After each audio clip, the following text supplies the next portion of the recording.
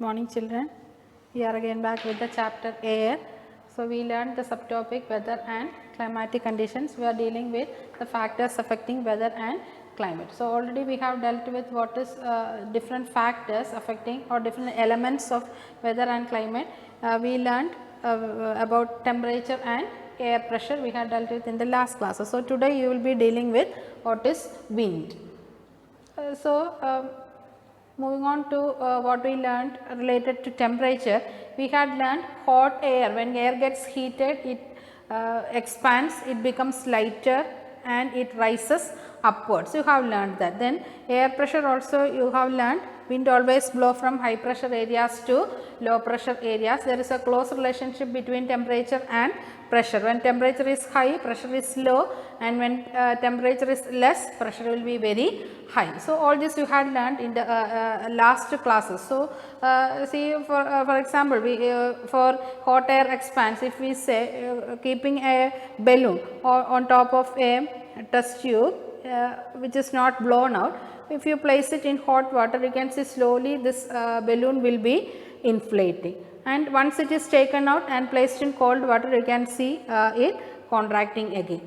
So, then you have seen air conditioners, cool air sinks we have learned. So, you have seen air conditioners, and you also have noted that air conditioners will be placed always in a raised portion or in a raised area. Only air conditioners are placed. Why are air conditioners placed usually in up areas or in high areas? It is because this cool air always sinks downwards, and instead of this cool air, when air rises heated air, it rises upwards. So, what happens is that the cool air from the air conditioners will be sinking downwards. So, this is why air conditioners are always placed in a little bit raised region. So, all these examples show some of the important facts that you had learned related to temperature and air pressure. Now, you will be learning about wind today. See here on board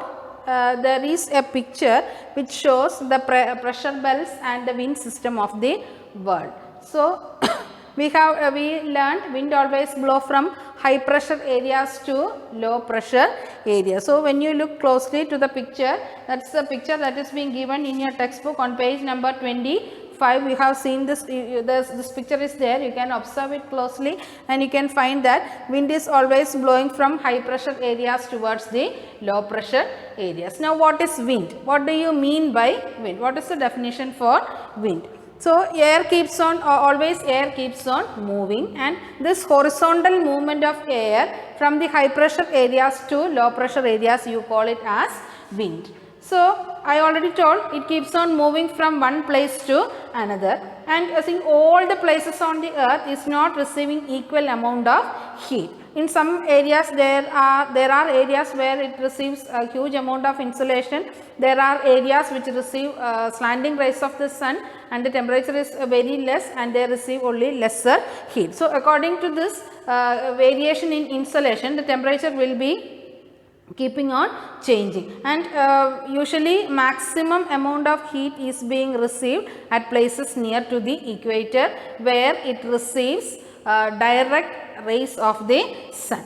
So, already we learned the fact wind keeps on blowing only from high pressure areas to low pressure areas, and see, according to the direction of the wind it blows, we see each and every wind is given after a name. So, this name is given to the wind according to the direction to which it blows. Now, see, in areas where there is greater difference in pressure, if in an area there is greater difference in air pressure, then the air will be moving very faster. So, in areas where there is lesser pressure difference, the air will be moving very slowly. So, all these are facts which you have to keep in mind. Then at the center of the low pressure and high pressure areas, this center of low pressure and high pressure areas are being created. We learned there are areas of high pressure as well as low pressure. So, this high pressure and low pressure areas are being created mainly because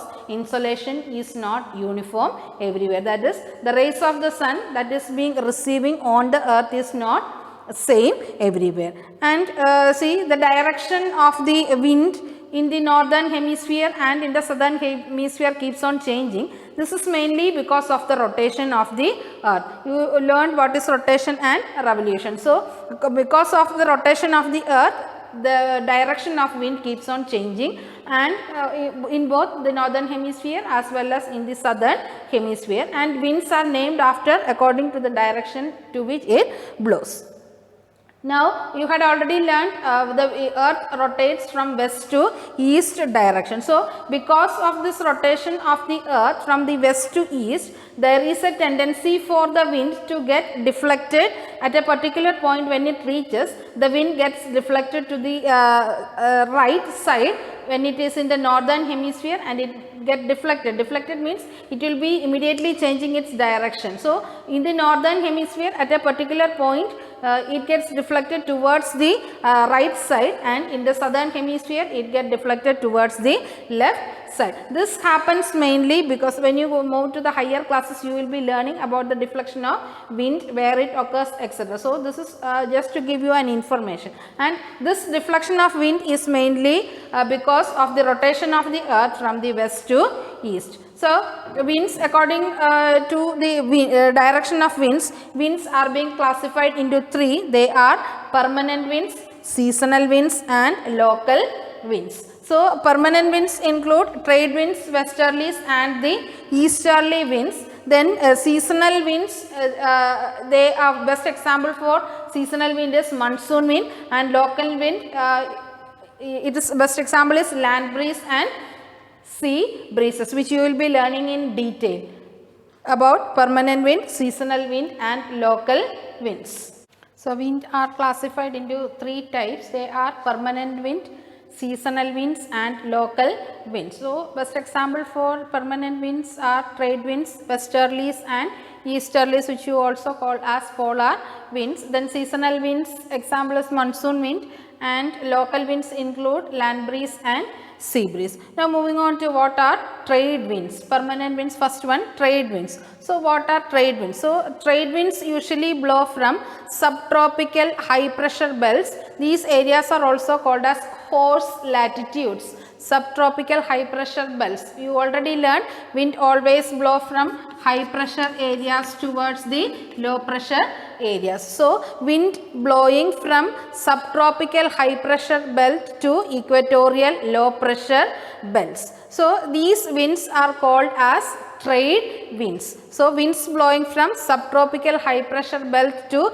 equatorial low pressure belt is called as trade winds. And see, trade means it actually means to tread, which means to blow in a constant direction. These winds blow in a permanent direction, in a same track and in the same direction. That is why these winds are called as permanent winds. They never change their direction. They always keeping blowing in the same direction. So, once you find that these winds are blowing from subtropical high pressure belt to equatorial low pressure belts, they permanently blow in this same direction. So, in these areas you can these areas frequently receive very heavy rainfall, mainly to the eastern coastal region. So, in the northern hemisphere the wind blows from the northeast direction, and in the southern hemisphere wind blows from the southeast direction.